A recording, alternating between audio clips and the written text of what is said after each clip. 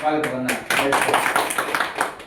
ಮಾರಣ್ಣ ಅವರು ಹಿರಿಯ ಚೇತನ, ಅವರ ಮಾತಲ್ಲಿ ಗೊತ್ತಾಗ್ತಿದೆ ಸರ್ವೇ ಜನ ಸುಖಿನೋ ಭವಂತು ಅನ್ನೋ ಮಾತನ್ನ ಅವರು ಅವರದೇ ಆದಂತ ನುಡಿಗಳಲ್ಲಿ ತಿಳಿಸಿದ್ದಾರೆ. ಅವ್ರಿಗೂ ಕೂಡ ನಾವು ಸ್ವಾಗತವನ್ನ ಬಯಸ್ತೇವೆ.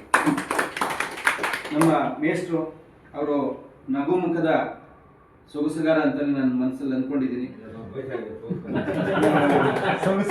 ವಯಸ್ಸಾಗಿರುವಂತ ಅಲ್ಲ, ಆಗ್ತಾ ಇರುತ್ತೆ, ದೇಹಕ್ಕೆ ವಯಸ್ಸಾಗುತ್ತೆ.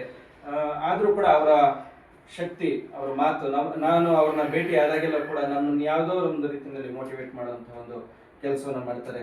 ಸರ್, ನಿಮಗೆ ನಾವು ಹೃದಯಪೂರ್ವಕ ಸ್ವಾಗತವನ್ನು ಬಯಸ್ತೇವೆ. ರಾಜಣ್ಣ ಅವರು ಬಹಳ ಚೆನ್ನಾಗಿ ಮಾತಾಡಿದ್ರು. ಮತ್ತೆ ಅವರಲ್ಲಿ ಒಂದು ಎನರ್ಜಿ ಇರೋದನ್ನ ನಾನು ಮೊದಲನೇ ದಿನದಿಂದನೂ, ನಾವು ಸಿಟಿಜನ್ ಟಾಸ್ಕ್ ಫೋರ್ಸ್ಗೆ ಸೇರೋದಕ್ಕಿಂತ ಮೊದಲಿಂದ ಕೂಡ ನಾನು ಗಮನಿಸ್ತಾ ಬಂದಿದ್ದೀನಿ. ನಿಮಗೂ ಕೂಡ ಸ್ವಾಗತವನ್ನು ಬಯಸ್ತೀನಿ. ವೆಂಕಟೇಶ್ ಅವರು ಬಹಳ ಚೆನ್ನಾಗಿ ಮಾತಾಡಿದ್ರಿ ಸರ್. ಸಾರಕಿ ವೆಂಕಟೇಶ್ ಅವರು, ಥ್ಯಾಂಕ್ ಯು ಸರ್. ಸತೀಶ್ ಅವ್ರಿಗೂ ಸ್ವಾಗತ.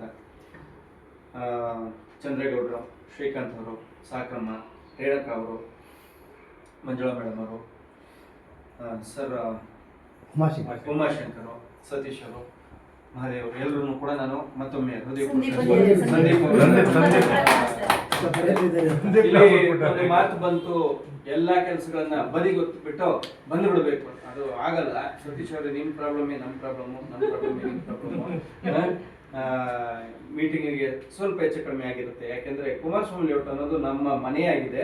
ನಾವು ತುಂಬಾ ದೂರದಲ್ಲಿರ್ತೀವಿ, ಬರೋದಕ್ಕೆ ಒಂದು ಸ್ವಲ್ಪ ಹೆಚ್ಚು ಕಡಿಮೆ ಆಗುತ್ತೆ. ಆದ್ರೂ ಕೂಡ ನಮ್ಮ ಅಧ್ಯಕ್ಷರು ಅದರಲ್ಲಿ ಒಂದು ಎಕ್ಸ್ಕ್ಯೂಸ್ ಕೊಟ್ಟು ಯಾರು ಬರ್ತಾರೋ ಬಿಡ್ತಾರೋ, ಅವರು ಎಷ್ಟೋ ಸಲ ಹೇಳ್ತಾರೆ, ಯಾವುದೋ ಒಂದು ಸಾವು ಹೋಗಿ ಬಂದೆ, ಯಾವುದೋ ಒಂದು ಮದುವೆಗೆ ಹೋಗಿ ಬಂದೆ, ಅಲ್ಲಿ ಮದುವೆ ಊಟನೇ ನಿಲ್ಲಿಸ್ಬಿಟ್ಟು ನಾನು ಮೀಟಿಂಗ್ಗೋಸ್ಕರ ಬಂದೆ ಅನ್ನೋ ಮಾತುಗಳನ್ನು ಹೇಳಿದ್ದಾರೆ. ನನಗೆ ಅದೆಲ್ಲ ಮತ್ತೆ ನೆನಪು ಮಾಡ್ಕೊಳ್ಳೋದಕ್ಕೆ ಇಷ್ಟಪಡ್ತೀನಿ.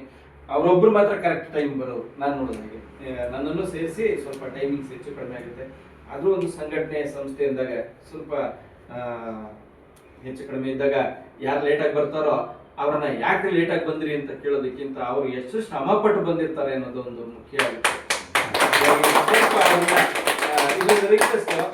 ಯಾರೇ ಬಂದಿದ ತಕ್ಷಣ ನಮ್ಗನ್ಸುತ್ತೆ ಆಗ್ಲಿಂದ ನಾನು ಮೀಟಿಂಗ್ ಅಲ್ಲಿ ಕೂತಿದೀವಿ, ಇವರು ಸ್ನಾನ ಗೀನ ಮಾಡ್ಕೊಂಡು ನೆಮ್ಮದಿಗೆ